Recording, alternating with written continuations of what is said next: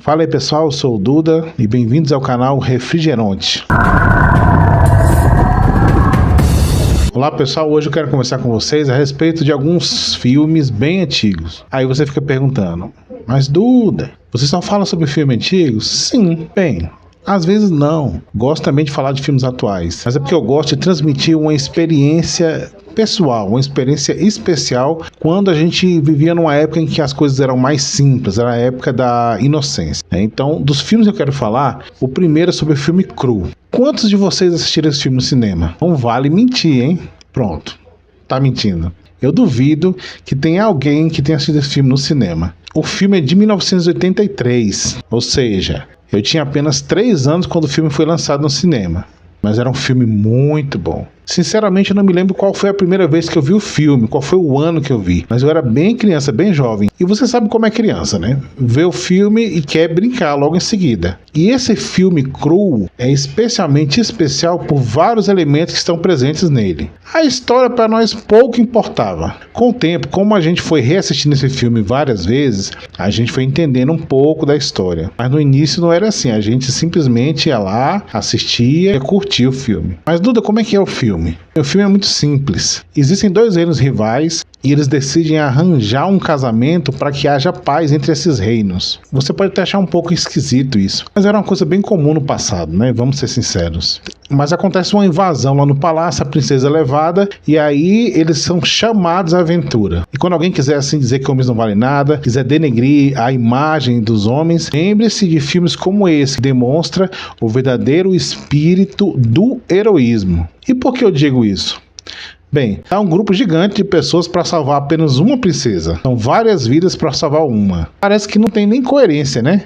E isso era bem comum em muitos filmes do passado. Filme de Velho Oeste, por exemplo, era bem comum. Uma das mulheres era sequestrada pelos índios e aquele grupo de homens enorme para salvá-la. A maioria morria no meio do caminho, mas conseguiam salvar. É mais ou menos o caso que acontece aqui. Então o seu noivo, que é o herói, na época a gente achava que ele que era o Cru. O nome Cru era associado àquele personagem, mas não é o nome dele e eu nem vou dizer aqui porque não importa. Então ele recruta um grupo de pessoas para ir junto com ele e tem algumas cenas que são bem marcantes. A primeira delas quando esse grupo de homens tenta capturar alguns cavalos. Eles fazem isso de certa forma até um pouco engraçada, cômica, né? Mas é muito bom, muito legal. Tenho certeza que quem assistir vai gostar. Um pouco mais adiante, depois de passar por mais algumas aventuras, é a parte onde nós conhecemos o Ciclope. Vamos ser sinceros, dava muito medo daquele Ciclope, principalmente pra gente que era criança, né? Hoje você vê um Ciclope em filmes feitos de CGI não dá medo nenhum. Naquela época, a forma como era feito dava muito medo. Um detalhe curioso que um dos personagens que são assim um pouco secundários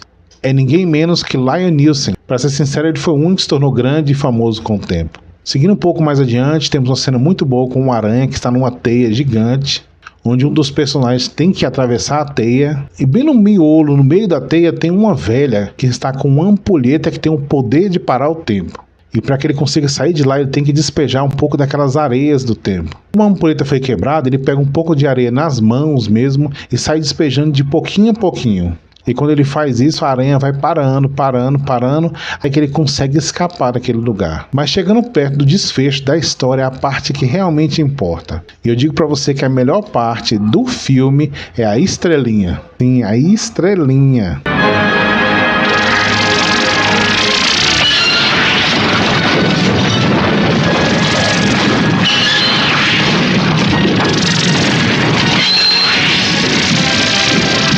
Leve em consideração que nessa época passavam muitos filmes de ninja. E os ninjas têm o quê? Estrelinhas. Mas esse herói era diferente, a estrelinha dele era muito melhor. Na verdade nem pode chamar de estrelinha, né? Tá mais pra estrelona. Infelizmente ele só vem usar essa estrelinha de forma efetiva apenas uma vez, já perto do fim do filme. A gente ficava brincando que tinha aquela estrelinha na mão.